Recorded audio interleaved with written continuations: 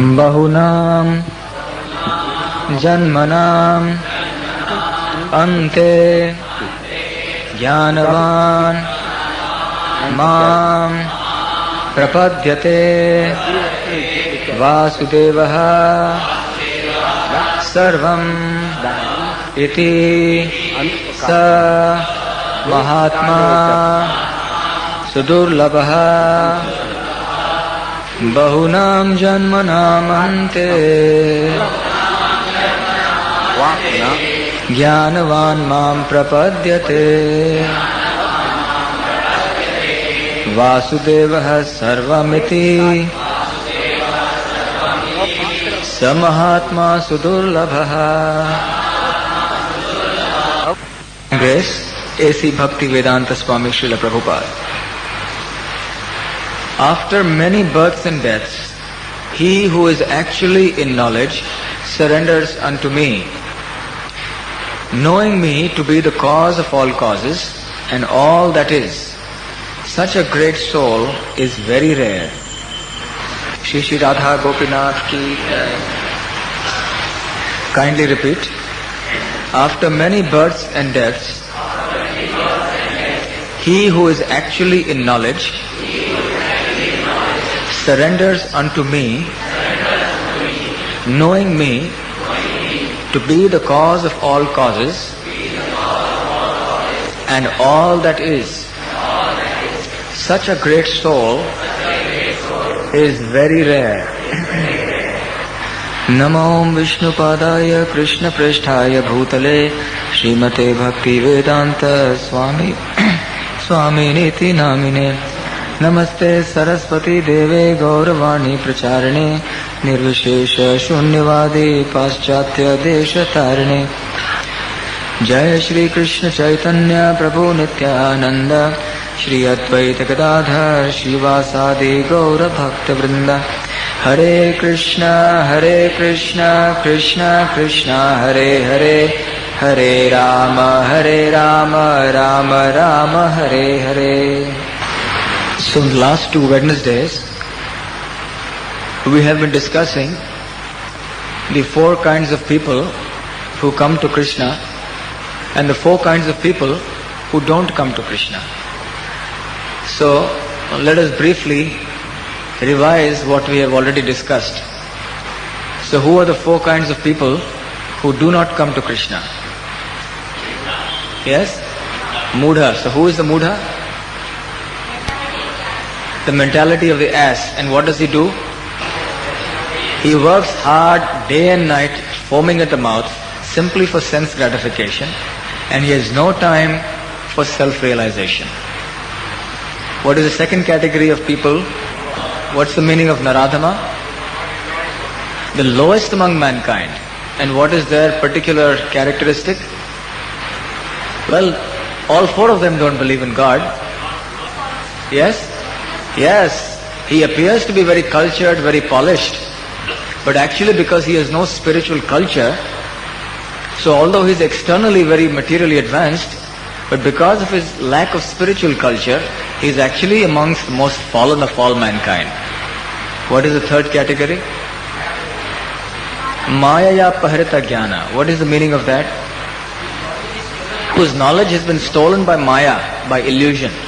And what are the typical examples of Maya? Philosophers, not all scientists. There are many scientists who are devotees. Even in our congregation there are many scientists. But scientists who are trying to negate the existence of God, who are trying to speculate mentally, philosophers, scientists of this sort, they are all considered to be in this category. What is the 4th category? What is the meaning of that? Those who are envious of the Lord, who deny His existence outright and want to challenge God on His face, these are the asuram bhavam ashritaha. So these are the 4 kinds of people who don't come to Krishna. And last time we discussed there were 4 kinds of people who come to Krishna. Who are those 4 kinds? Arthaha, those who come because they have some distress. What is the second? Any example of that you remember? Second category of people who come to Krishna? Same order as in the verse. Jigyasu or inquisitive. He wants to know, he's curious to know what is going on. Like we have so many people who are passing by from this road and they heard the sound of some kirtan and they heard something on the microphone. And they thought, let's see what it's all about. After all, I'm free for an evening. Let me see. And they came in just to hear. And later on they went on to become devotees. But they came out of curiosity, inquisitiveness. Any examples of that? Maharaj. And third category? Bhakti. What is the meaning of that?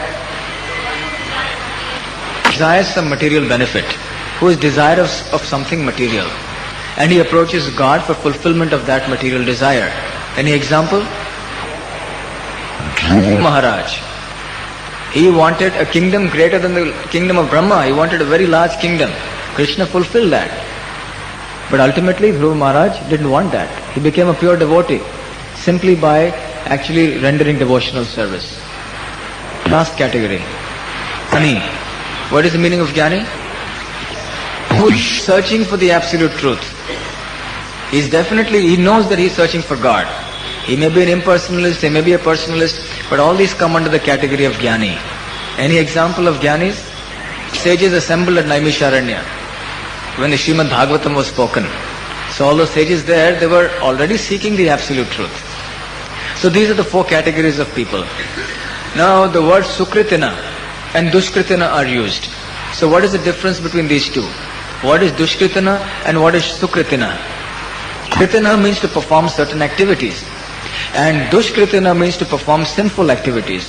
Sukritina means one who's performing pious activities. Now we have already discussed some of these concepts in the earlier lessons. So let us review some of them. What is the meaning of being a pious person and what is the meaning of being a sinful person? Saying the law of God. How do we know what is the law of God? Where is it said? Who says it? Shastra or the scripture.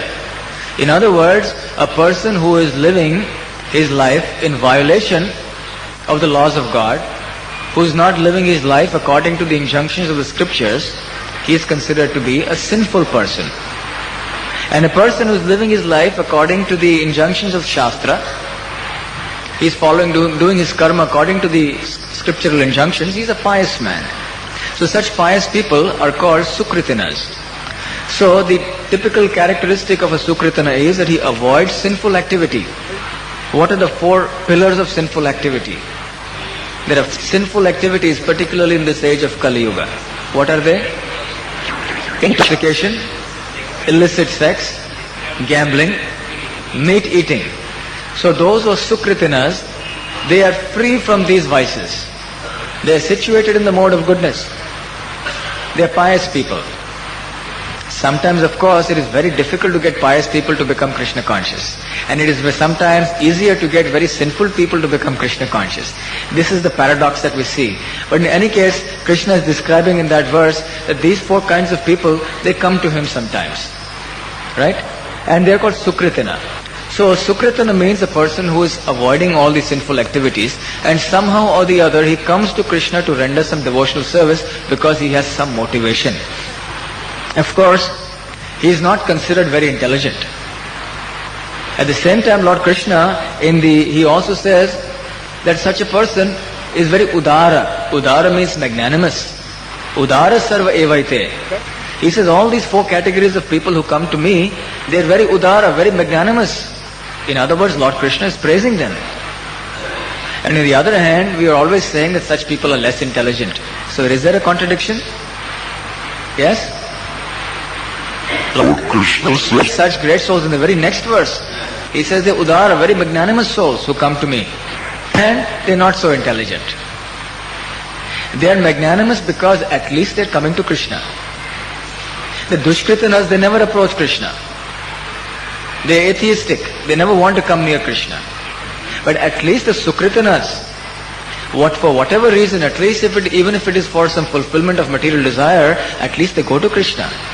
And therefore they have a chance that by going to Krishna, tomorrow they will get purified by rendering devotional service to Krishna. Although it is mixed devotional service, it is not pure devotional service. That devotional service has some material motive behind it.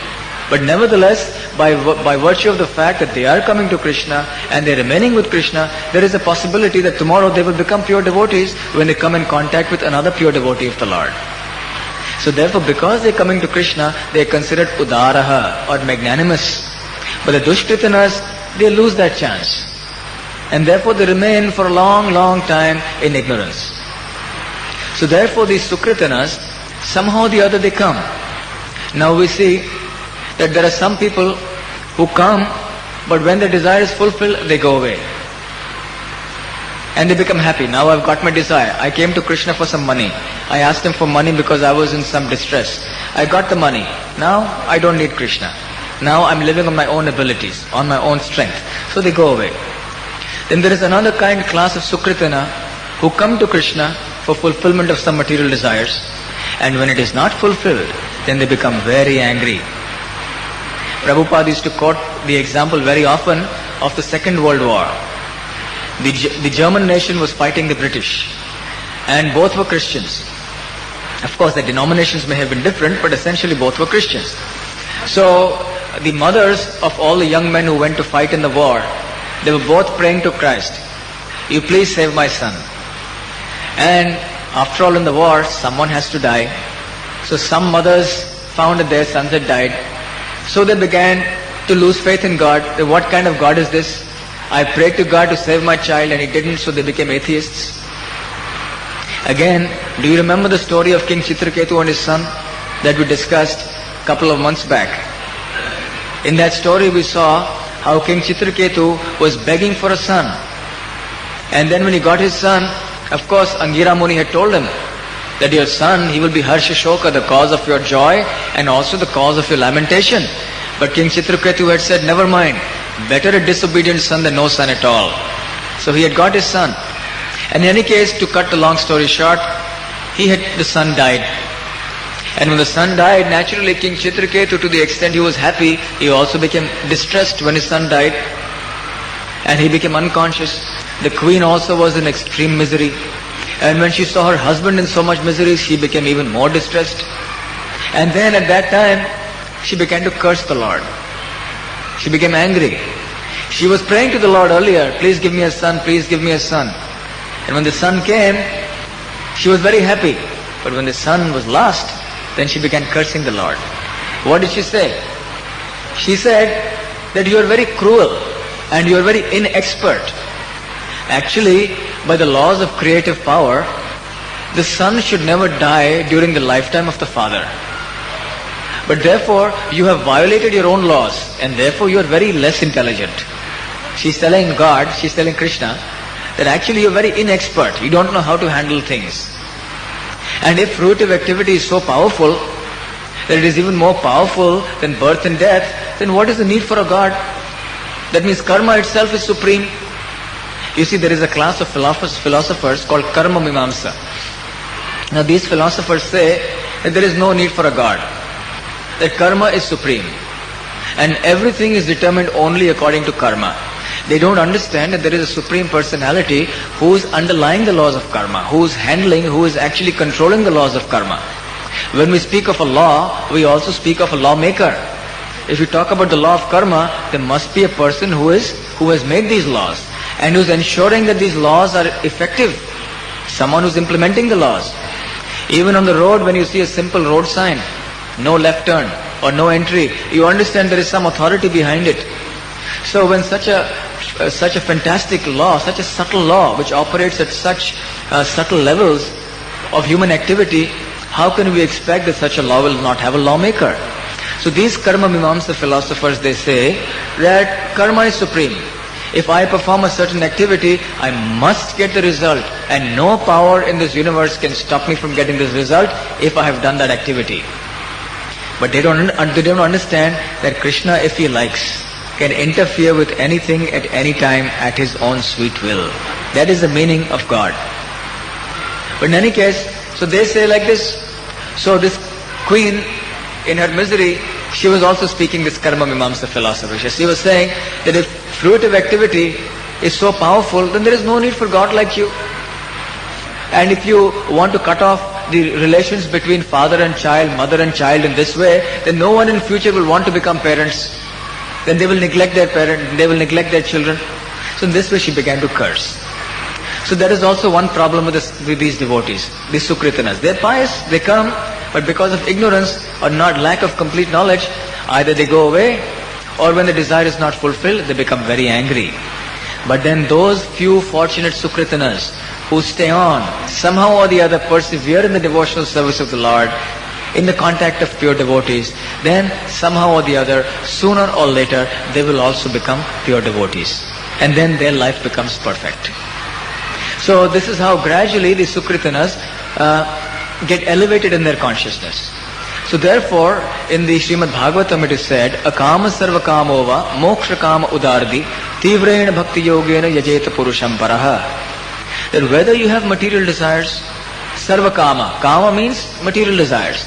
Whether you are sarva kama, whether your mind and heart are full of material desires, or whether you are akama, you have no material desires, or whether you are moksha kama, whether you simply desire liberation from this material existence, whatever be your situation, whatever be your mentality, simply worship Krishna with great enthusiasm, with great intensity.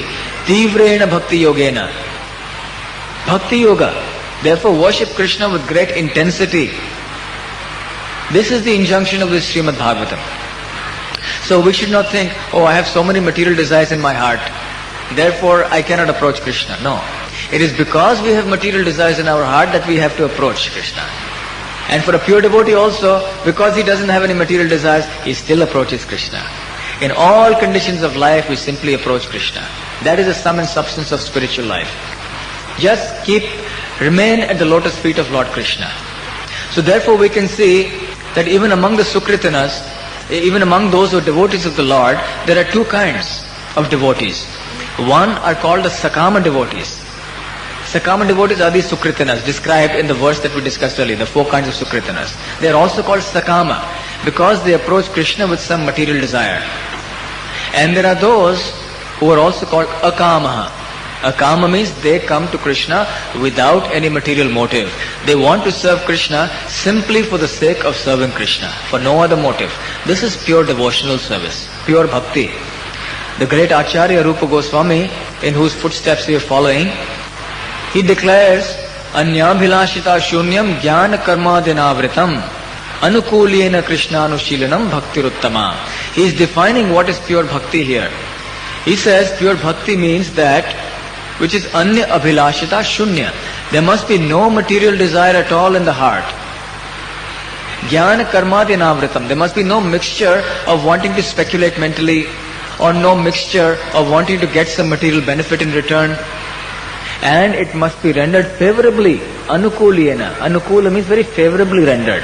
Not rendered with some kind of regret, or not rendered angrily, or not rendered in envy.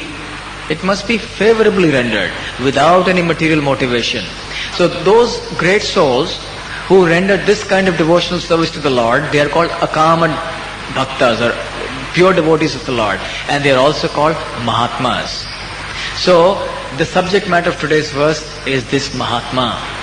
So just to recapitulate so far in what we have discussed today, there are four kinds of people who don't come to Krishna. They are the Dushkritinas. Four kinds of people who come to Krishna. They are the Sukritinas. Sukritinas are devotees. Dushkritinas are non-devotees. The Sukritinas, although they are devotees, but they are not very elevated devotees. They are called mixed devotees, Sakama devotees. And when they get elevated by coming into contact with the pure devotees of the Lord, then they will eventually become Mahatmas. So the Mahatmas of the great souls is the highest category, and the Sukritanas are in the lower category. So in this way we see there are many types of worshippers of God. So this is the second category. In future classes we will discuss three other categories of worshippers of God. Now, altogether 5 classes of worshippers of God. Please remember this. 5 classes of worshippers of God. One is the Sakama Bhaktas, the Sukritanas. We were discussing them last Wednesday. Then second, the pure devotees, the Mahatmas, discussed today. And the next 3 categories of worshippers of God, we will discuss over the period of the next several weeks. So we can see that these Mahatmas are the great souls. Their only business in life is to serve God. They have no other work. The word Mahatma is not a rubber stamp that can be applied to any political personality or any great social reformer. The word Mahatma. Mahatma means great soul. not a great body, a great soul. In other words, his activity, his greatness lies in his activity in relation to the soul. There are many people who do great activity in relation to the body, but they may be called great bodies but not great souls. They cannot be called Mahatmas. So therefore, such Mahatmas have been described by Lord Krishna in the Bhagavad Gita also. Can anyone narrate that shloka, chant that shloka in which Lord Krishna describes who is a Mahatma? Anyone knows that shloka? How do you define who is a Mahatma? Here also Lord Krishna describes, but there is another verse also. Yes? Very good. Mahatmanastu mam partha daivim prakriti mashritaha bhajanti ananya manaso gyatva bhutadim avyayam.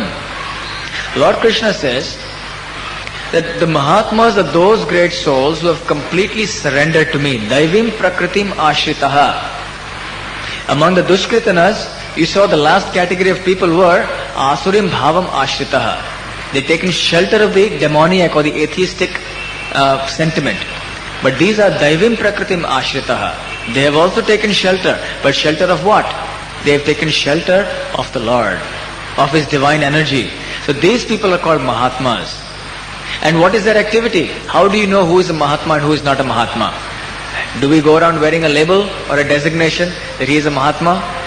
On our door do we have a designation board saying like chairman, managing director, Mahatma? How do you understand who is a Mahatma? The definition Lord Krishna says in the very next line of that same shloka. He says, you must be completely engaged in his devotional service. You must be completely 100%, 100% engaged. Then only can you be called a Mahatma. Gyatva bhutadim avyayam. When you know that Lord Krishna is the supreme Lord of all, then you will do bhajanti ananya manaso. With one pointed mind, one pointed attention, you will continue to serve the Supreme Lord. This is the characteristic of a Mahatma. So Mahatma means one who has surrendered to the Lord. Only he can know Krishna. Sometimes people say very casually, oh yes, I know God. But if you know God, are you surrendered to God? Then he says, yes, I have surrendered to God. If you surrender to God, are you really serving God 24 hours a day? That is the meaning of serving God. That's the meaning of being surrendered to God. And only a surrendered soul can be a Mahatma. Therefore, Lord Krishna describes here that a person becomes a Mahatma when he surrenders completely to the Lord. Jnanavan mam prapadyate. Prapadyate means to surrender. So when someone surrenders to Krishna utterly, he is called a Mahatma. And such a soul, a great soul, some Mahatma, is very rare. Sudurlabha. Very, very rare to find such a soul. You don't find Mahatmas walking around in the street or in the bus. Very rare to find them. One among many, many thousands, first of all, even endeavors for spiritual life, Lord Krishna says. So, out of those thousands, hardly one reaches perfection. So, Mahatmas are very few, very, very rare. So, Lord Krishna says that such a position is attained after many lives. Bahunam janmanam ante jnanavan mam prapadyate. Now, you may say, why does it take many lives? Why not 1 second? Perfect. Why not? Indeed. That question we should ask ourselves. Why am I not surrendering to Krishna? What is the problem? The problem is, I don't have that faith. I don't have that conviction that Krishna is the Supreme Lord. I don't have the conviction that I am actually not the Lord of this whole creation. I don't have the conviction that this material world is actually not meant for my enjoyment, but it is meant for Krishna's enjoyment. I still believe that I can be happy in this world without Krishna. So because I don't have the proper faith, therefore I am not able to surrender to Krishna. Because I have faith in so many other things also. In my abilities, in my strength, in this and that, so many other things. So if one really wants to surrender, one can surrender immediately, right now. In the Srimad Bhagavatam, there is a narration of a king called King Khatwang. He was fighting on behalf of the demigods. Whenever the devatas were in trouble, they would call this King Khatwang. He was actually an ancestor of Lord Ramachandra. He appeared in the same dynasty before Lord Ramachandra. So he was a great king. And because the demigods were so happy with him at the end of the battle, they asked him, you ask us for any benediction, we will give you. And then he said, well, tell me how long I have to live. And they said, you have only one moment to live. So what did he do? In that one moment, he took complete shelter of the Lord, became a pure devotee. On the other hand, all of us, at least I have probably been going through many lives, bahunam janmanam ante. After many lives, still sometimes we don't surrender. We know Krishna is the Supreme Lord. We know intellectually, but still we don't want to surrender. So it's all a matter of our individual choice.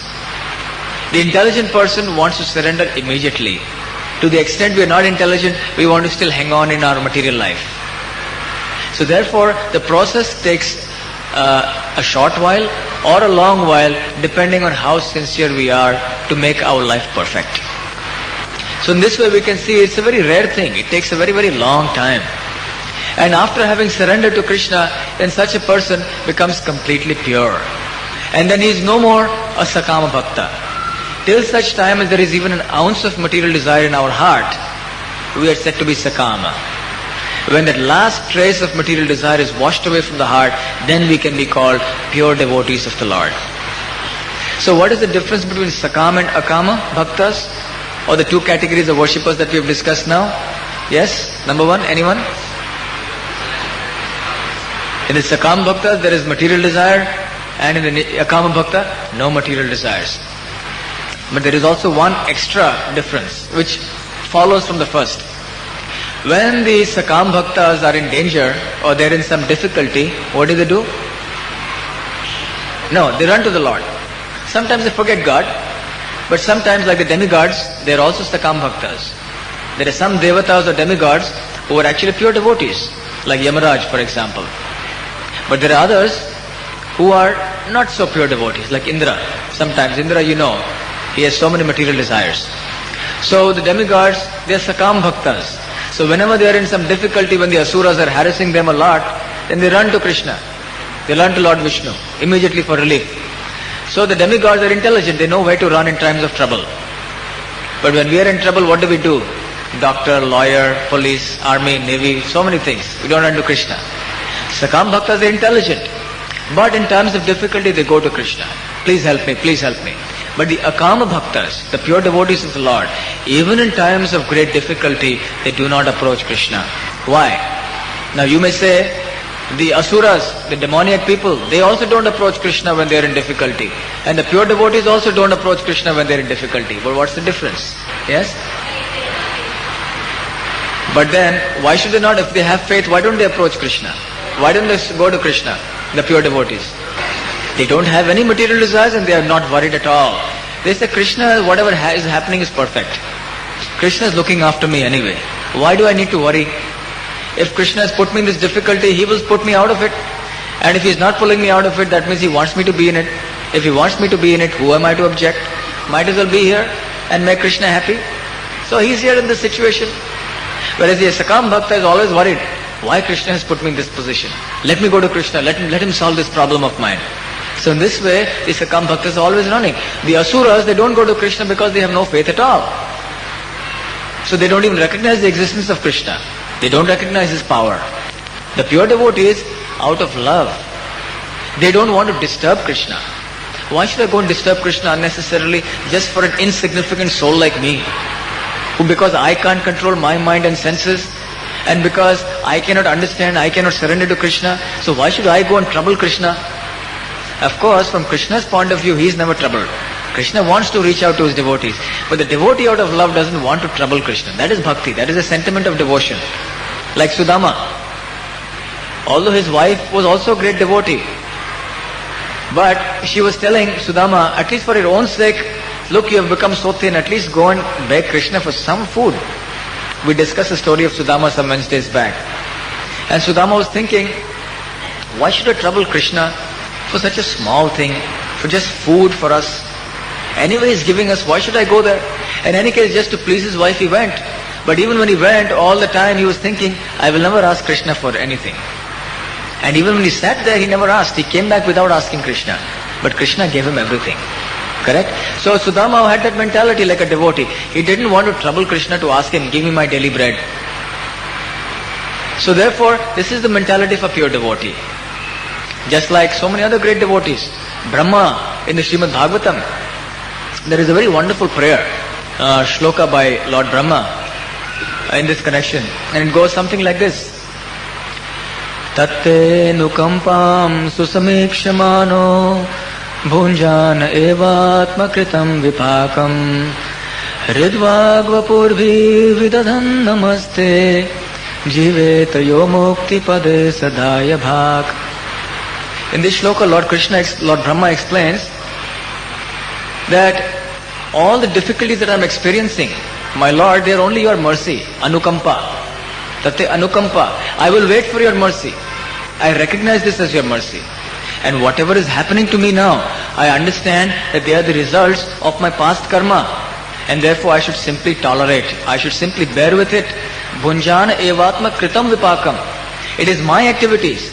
I have committed sinful activities in the past and I am getting those reactions now. So why should I trouble you because I committed some sins in the past? For my fault, why should I trouble you? Therefore I will tolerate bhunjana evatma kritam vipakam. And therefore, quietly tolerating the reactions of my sinful acts of the past, what will I do? Will I sit quietly? No. Hridvag vapurbhir vidadhan namaste. With my heart, with my speech, and with my body, I will continue to offer obeisances to you again and again. And I will expect and wait for your mercy to come. Anukampa susamekshamano. I know one day you will give me your mercy. But I am patient. I will wait. This is another quality of the devotee. His surrender means willingness to wait. It is most difficult to wait. We want everything immediately. So patience is a symptom of surrender. We want to become pure devotees overnight. I've been chanting for 1 month. Why my hairs are not standing on end? Why the tears are not flowing from my eyes? Why my body is not trembling in ecstatic trance? Why Krishna is not appearing in front of me? But it's patience. We need patience. It will come if we simply follow. In the meanwhile, if we get some difficulty in the way, we are so troubled. Why are all the difficulties coming upon me only after I become a devotee? Before I was a devotee, everything was going nice. Of course, that is also another illusion. Nothing is ever going nice in this material world. But still we tend to think that the grass is greener on the other side. Oh, those days were good. Actually, no days were ever good. But we think like that. The days in the past and the days in the future, we think they are good. But the present day, oh, it's so horrible. So in this material world, everything is horrible without Krishna. So therefore we should know that whatever is happening to us also is by the grace of Krishna. We should simply tolerate. And therefore wait for Krishna's mercy. And what is the last line of the shloka? Jiveta yo mukti pade sadaya bhak. And therefore Lord Brahma says, such a person who lives like this, with this consciousness, what does he become? He becomes the rightful claimant to liberation from this material miseries, from this material existence. Daya bhak. The word daya bhak means it is his right. He becomes the rightful claimant. He can demand, yes, now I can be liberated from this material existence. So if we simply tolerate like this and accept everything and continue to discharge devotional service, there are other people who say, well, it is also my past reaction, what can I do? And then they engage in all kinds of activity of self-pity. Oh, I'm so fallen. And then they leave devotional service. And they go away from Krishna consciousness. Oh, what can I do? I am so fallen. I'm like this, I'm like that. I don't have any ability to perform devotional service. But no, Lord Brahma doesn't say that. Lord Brahma says you should consider yourself most fallen. You should consider yourself all the miseries happening as a result of your past sinful activity. But you should go on with your devotional service. You should not stop it. Hridvag vapurbhir vidadhan namaste. That must not stop. We can see also in the lives of the great souls, the Mahatmas, how they actually demonstrated these qualities. There was a very great saintly personality called Haridas Thakur. Because we are dealing with Lord Brahma's quotation from the Srimad Bhagavatam, it is interesting that Haridas Thakur was the incarnation of Brahma himself. As you all know, Lord Chaitanya Mahaprabhu is Lord Krishna himself, who appeared on this planet 500 years ago in Navadvip, Bengal. And he manifested so many wonderful pastimes here on this planet. And he inaugurated the Yuga Dharma for this age, Harinam Sankirtan.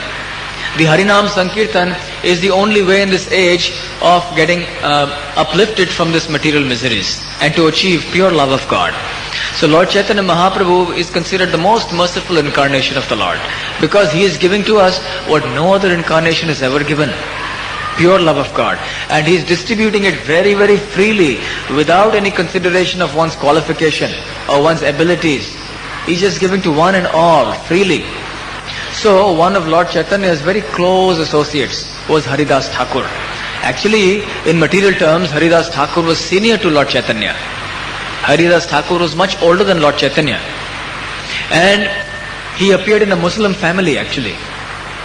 And because he was chanting the name of Lord Krishna, of Lord Hari so much and with such great devotion, Lord Chaitanya called him the Nam Acharya, the Acharya of the holy name. Haridas Thakur would chant almost 21 to 22 hours every day. Not in 1 week, but every day. He would chant 21 to 22 hours non-stop, no breaks in the middle. And he would not even take a sip of water or a morsel of prasad to eat till he had finished his chanting. Then he would do, in the balance 2 or 3 hours, he would do all his other activities. Eating, sleeping, bathing, everything else in the balance 3 hours. And 22 hours for chanting the holy name. Such was his devotion. Such was his exalted status. And he came from a Muslim family. Such an exalted position. It's unbelievable, unthinkable in this world. Of course, we cannot try to imitate Haridas Thakur. So in any case, Haridas Thakur, because he was a Muslim, born in a Muslim family, and he was chanting this Mahamantra, Hare Krishna, Krishna Krishna, Hare Hare, Hare Ram, Ram Ram, Hare Hare. So both the Hindus and the Muslims were very upset. The Muslims were upset because they said, this person is an infidel. He is born a Muslim and he is chanting the Hindu names of God. Therefore, he deserves to be ostracized. He should be killed. And the Nawab of that time, he became incensed with fury. He said, this man is a disgrace to our community. He is a threat to the Islamic community. Therefore, we should finish him. And the Hindus on the other hand were thinking, who is this Leksha, who is this Yavana coming and chanting the names of Krishna, and he is completely polluting the whole atmosphere. So the Hindus were against him, the Muslims were against him, everyone was against him. But Haridas Thakur was least perturbed. For one who is engaged 24 hours in the devotional service of the Lord, all these external disturbances and the honor and dishonor given by people are of no consequence to such a person. Tatha mana apamana yoho. Beyond man, apaman easily is concerned. He is transcendental to all of them. So in any case, the Nawab, he tried to kill him. He first tried to threaten him in many ways. And when Haridas Thakur wouldn't listen, then he eventually threatened to kill him. He had him brought there. And he said, we will let you go on one condition, that you must start chanting the name of Krishna. Otherwise we will kill you. So Haridas Thakur told the Nawab, under no condition will I stop chanting the name of Krishna. You may kill me. What to speak of killing me? You may cut my body into small pieces, this small. But each of those little pieces of my body will chant the name of Krishna. So what can you do? You can only cut up my body, but even those little pieces of flesh will chant the name of Krishna. In any case, you cannot kill me, because I am the soul. So hearing this kind of talk, the Nawab was completely bewildered. Saying, how can anyone be like this? It was a puzzle, a great mystery. The great devotees of the Lord are very often misunderstood. And their greatness was also not understood. So then ultimately it was decided that he would be flogged to death. He would be whipped to death. And then he was whipped in 22 marketplaces, one after the other. In one marketplace he was whipped and whipped and whipped and taken to the next and so on. Now usually what used to happen, very hefty, the soldiers would come and whip. So, and no person would last more than a few whips, and then he would die out of sheer pain and exhaustion. But the soldiers who were whipping Haridas Thakur, they were amazed and astonished that they whipped and whipped and whipped, not only in one marketplace, second, third, but they went on to do it in 22 marketplaces. And Haridas Thakur didn't show any sign of pain. He didn't show any sign of repentance. He didn't show any sign of begging for forgiveness. On the contrary, he was blissfully continuing to chant the name of Krishna all the time. And in fact, after some beatings, the soldiers were getting tired. They were beating with all their might, and they were getting tired. And then finally, they pleaded with him, "You please die. Otherwise we will be in trouble because our heads will be chopped off. The Nawab is waiting. He wants us to give the result. And if we do not give him the news that you have died, then we will have to die." So see the quality of the great devotee, the Mahatma, like Haridas Thakur. What did he say? Did he say, "Well, you're trying to kill me. Better you die, so you die. I will not die." What did he say? He said, "Okay, because of my living, of my being alive, if it is causing you so much distress, if it is going to be the cause of your death, then better I die." So what did he do? He said, "Release me for some time." He sat down, cross-legged, and he went into deep samadhi. And in that samadhi, all his life symptoms stopped. And when his life symptoms stopped, he appeared just like a dead body. No response, no breathing, nothing, just like the yogis. Sometimes they sit under the ground for months together, for years together. Prabhupada used to say there were some yogis who can suspend their bodily functions for years together. And they excavate them after many years, and then the yogi starts his breathing process all over again. All the metabolic activities in the body are completely stopped. Even the doctors declare him clinically dead. But after several years he comes back to life. So, the great devotees of the Lord, although they are not interested in these kind of powers, but nevertheless the pure devotee, by the grace of Krishna, sometimes can get all these powers and do it at will. So Haridas Thakur went into a deep state of samadhi, constantly thinking of Krishna within himself, and therefore he suspended all his bodily functions. So everyone thought that he had died. And with great jubilation the soldiers went on to proclaim to the Nawab that Haridas Thakur has died. And everyone, all the Nawab and his followers were very happy. So they said, "Now just what can we do? Do you burn him or do you cremate him? What do you do? Is he a Hindu or is he a Muslim?" He said, "Easiest way out, just dump him into the river." So they threw him into the Ganges. And they threw him in the Ganges, and he began to float down the river. And then he came back to consciousness, to external consciousness. Haridas Thakur. And then he came back to the nearing village, near the banks of the river, and he began his preaching once again, as if nothing had happened. And when Nawab heard of this, he was struck with wonder, astonished completely. Who is this Haridas Thakur? What kind of man is this? And then actually he realized what is the greatness of Haridas Thakur. So the point of narrating this story here today is to see what is the meaning of a Mahatma. What is the meaning of complete surrender? That he never leaves the service of Krishna under any conditions. He never stops chanting the holy name under any conditions. Srila Prabhupada has taught us to chant such a great austerity. How much trouble. Every day in the morning, oh, I have to finish so many rounds. And then maybe somehow or the other, if I've not been able to do in the morning and I've come late in the night, oh, I've got 8 rounds left. Somehow it's the big burden on our shoulders. And if we are sick, oh, it's the only best excuse possible. Beads are on one side, we keep them aside and we forget them. And then we think, oh yes, I've got a valid excuse. Krishna will surely excuse me this time. After all, how much pain I have got in my stomach, I'm sure he understands. Or so much work today, I'm sure he will excuse me today. So we give up our devotional service. But pure devotional service means ahaituki apratihita. Not only without any material motivation as we discussed earlier, but also apratihita, which means without any interruption. There are no kinds of vacations or holidays from bhakti. No bank holidays and no strikes and no hartals and dharnas. Every day is a wonderful day for Krishna consciousness. So Haridas Thakur, even when he was being whipped and whipped, what happened? He never stopped chanting the name of Krishna. With the same degree of enthusiasm, he was continuing to chant Krishna's name. That is the glorification. And actually Lord Chaitanya later on revealed that he accepted all the blows on Haridas Thakur's back on his own shoulder. Because Krishna says, I protect my devotee. Krishna could have easily killed. But Lord Chaitanya could have easily killed. But he didn't. Because that was not his role at that time. Because Haridas Thakur pleaded, no, please, do not do it. So therefore Lord Chaitanya personally bore the blows of those whips on his own back. This is the glory of Lord Chaitanya, who is Lord Krishna himself. So just see, for a person who is a Mahatma, who has surrendered his everything, How much Lord Krishna or Lord Chaitanya is willing to give back. This has been the theme of our discussion in the last several Wednesdays also, correct? The theme of reciprocation between the devotee, which is really how bhakti becomes so glorious. The Lord reciprocates in equal measure. In fact, He reciprocates even more than what the devotee can give Him. So in this way we see the glories of a great Mahatma like Haridas Thakur.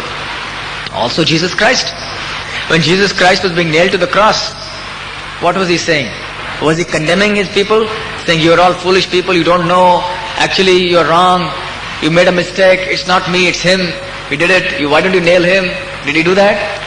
Even we are accused of a small thing that we have done, then we become very defensive and we try to justify ourselves in so many different ways. Actually I did like this and I did because of this and because of that, you don't understand me. And if someone accuses us of something we haven't done, then we raise hell. So it's, what about Jesus Christ? He just tolerated. What did He say at the time when He was on the cross? Forgive them for they do not know what to do. These are the qualities of the Mahatma. Prabhupada used to also say that Jesus Christ is the great soul. He is also a Mahatma. In this Prahlad, when Prahlad was being also tortured in so many ways by his father Hiranyakashipu, he did not even pray to the Lord for protection. Because he knew if Krishna wants to protect, He will protect. Rakhe Krishna mare Krishna rakhe ke. So he was not bothered. He was not concerned. He was simply thinking of Krishna all the time. So therefore, for Mahatma has to have these qualities. And this situation is obtained only after, generally speaking, after many births. Bahunam janmanamante jnanavan. So of the 4 kinds of Sukritinas, Artho, Artharthi, Jigyasu and Jnani, the Jnani is considered the best of them all by Lord Krishna in the very next verse. And he says, such a person who is actually in full knowledge of me and who renders devotional service to me in this consciousness, in full knowledge of me, is very dear to me. And such a person, very quickly, he will become elevated to the stage of pure devotion, of pure bhakti. Anyabhilashitashinyam, without any material desire. And then he will also become a Mahatma. So our goal is also to become Mahatma. Not so that people may call us Mahatma, but so that we can acquire the qualities of a Mahatma. So that we may learn to perfect our life by following the footsteps of such great Mahatmas. And then, what is the destination of such Mahatmas? At the end of this life, they are guaranteed to go back to Godhead. To go back to the kingdom of God from where we have come. This is the perfection of life. So we should know that the perfection of life lies not in achieving all kinds of material benedictions or not in going to Krishna for material comforts, but actually to become pure devotees of the Lord. This is the highest. There is nothing higher in life than becoming a pure devotee of God. And one who has become a pure devotee, nothing more is left for him to achieve in life. But does it mean he stops his activity at that time? He goes on. He just goes on and on and on and on eternally. In fact, it is when he becomes a pure devotee that his real business begins. Then he goes on serving, and the discharge of devotional service becomes actually sweeter and sweeter and sweeter.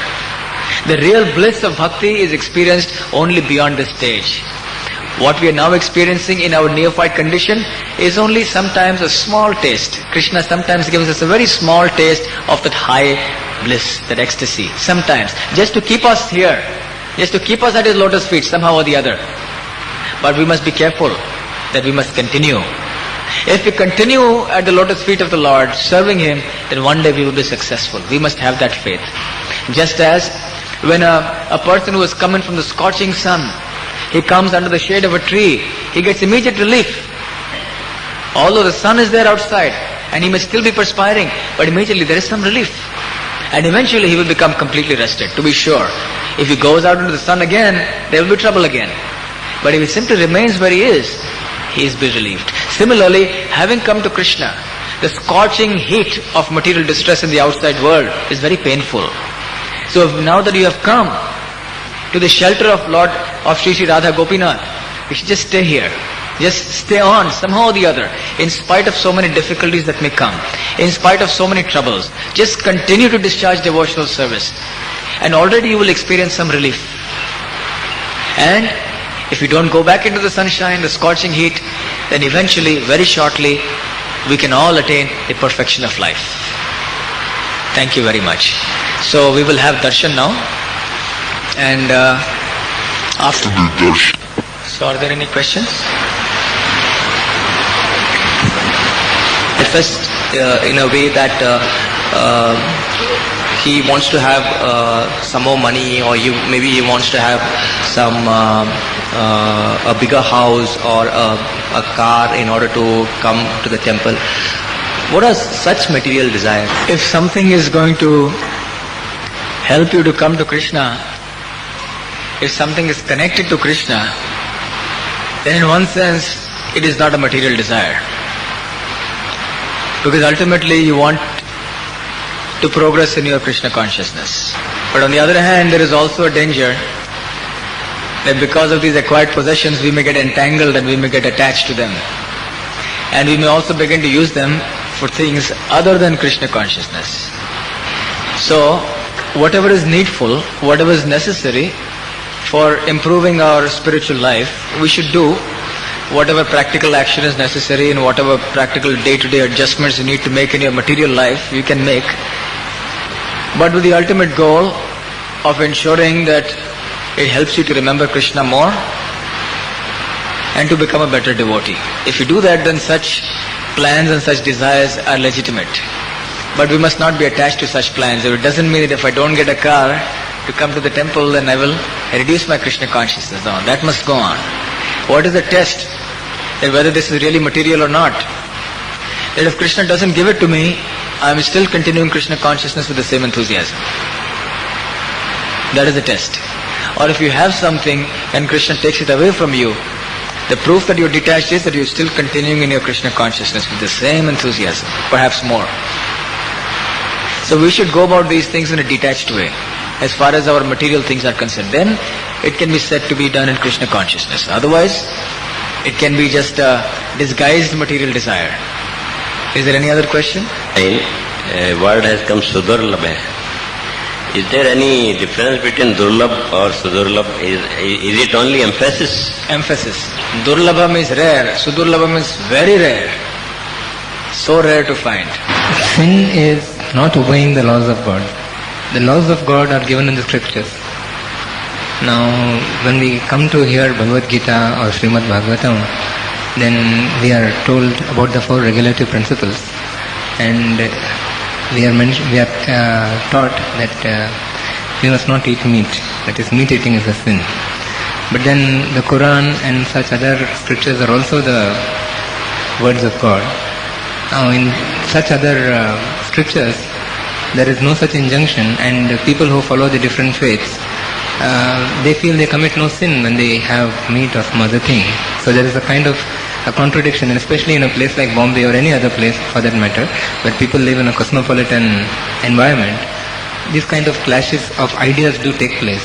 Then how is the dispute to be resolved, or what is the right way out?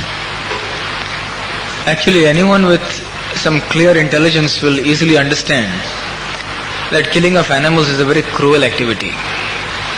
What to speak of talking of elevated subject matters of God and scriptures? Why should you cause, which God or which religion will want us to cause unnecessary pain to others? Civilized life means to cause minimum pain to others for your survival. In the very act of surviving, we are definitely going to cause pain to others. No doubt about it. That is the way the material world is designed. Try hard as you might, you are not going to be able to not cause pain to others. Even unknowingly you will step on an ant. You are breathing so many germs and killing them. You have to eat plants, even if you are a vegetarian. The principle is minimum possible violence for your own survival. Minimum to the minimum violence. So why should you cause pain and cruelty to others unnecessarily? This is the first principle. And when we get more advanced, we can understand things like law of karma, action, reaction, of how much when we act on others, it will come back to us. So, first of all, we can understand it from a philosophical point of view. Why we are saying what we are saying. Why these 4 are considered to be sinful activities from the spiritual point of view. Now, the scriptures are given for all kinds of people, in all lands, in all times, in all circumstances. Therefore, we have variety of scriptures. As we were discussing, when we had 2 lectures on Shastra, scriptures, maybe a month back or so. So we were discussing at that time how scripture is one originally, But it is subdivided into various sections and it appears to be separate. Shrutayo Vibhinna. It appears to be subdivided into so many different sections that are apparently contradictory. Why so? Because people's mentalities are conflicting. There are some people who are very sinful, some people who are not so sinful, some people who are a little pious, and some people who are beyond piety and impiety. They want only pure devotion. So for every class of people, Krishna is giving us a certain kind of scripture. And not only for mentality but also for time and place and circumstance. So when the Quran and Bible were given, the circumstances were different. They were in the desert. And they were in certain social economic situations. And the will of God at that time was at least to get them to stop certain sinful activity. There are so many severe injunctions in the Quran. If you read, you will be shocked as to what was the need for Prophet Muhammad to say so many things like this. Obviously they were doing all those activities at that time. Therefore Prophet Muhammad had to say, don't do these things. Otherwise what is the need for him to say it? In other words, he was talking to people of that class at that time. They were savages in the desert at that time. There are many who consider them savages even now in the Arabian countries. But at that time, they were absolute savages. So for such people, you cannot talk about high philosophy. You cannot talk about Upanishads and Bhagavatam philosophy. You have to give them what they can understand. So we can understand in the same way, just like a PhD mathematics teacher, when he's teaching the second standard, he teaches at a certain level. When he teaches 10th standard, he teaches a certain level. When he's teaching BSc at a certain level. And when he's guiding some PhD research scholars in mathematics, he will teach at another level. Same mathematics, the same truth, 2 plus 2 equal to 4, but he will teach in different ways according to the level or the capacity of the people to understand. Similarly, the various scriptures are meant for various mentalities of people in different times, in different circumstances, situations, and so there appears to be a contradiction. So we can see which is the highest. What is the highest? If I am willing to be satisfied with the lower grade, then all right. But that will not help me to achieve the highest perfection of life in and of itself. It will help me to become slightly elevated in consciousness. But even then, even if they are eating meat according to the particular, actually even in the Quran it is very clear that even when you eat meat, the name of Allah has to be inscribed on it. So in other words, they are also talking about the process of offering, of prasad. Even in the Bible it is said, thou shalt not kill. But they extend it to say, thou shalt not kill man. They say you can kill animals. But Christ never said that you can kill animals. He said, thou shalt not kill. So therefore, because they are not following the injunctions of their own scriptures, therefore there is problem. At least if they start following their own injunctions properly, then at least they will get some gradual advancement, and in future life they will be able to understand Bhagavad philosophy. This Bhagavad philosophy is meant for the Paramhansas and for those who are aspiring to be Paramhansas. It is meant for everyone, at the same time it is not meant for everyone. It is meant for everyone in the sense that anyone can come to it. No restrictions of caste, creed, nationality, etc. At the same time, everyone cannot come to it because they are conditioned by certain mentalities, and they will not come to this. If you, for example, when Prabhupada went to the West, one of his godbrothers went to the West, and one great lord, British lord, some esquire so and so, he asked him, what is your Sanatana Dharma? What can you do to make me a Brahmin? Can I become a Brahmin? So he said, yes. So what do I have to do? So he said, no meat eating, no illicit sex, no intoxication, no gambling. It's impossible. Not possible. So such people, how can they come to understand Bhagavatam? Not possible. So for each class of people, there is another particular kind of scripture. That is the reason why there appears to be so many contradictions, but actually it is not. Therefore we should try to get as many people as possible to try to understand this Bhagavad Gita and Bhagavad philosophy. Then they can go to the highest state. One last question, if there is anyone.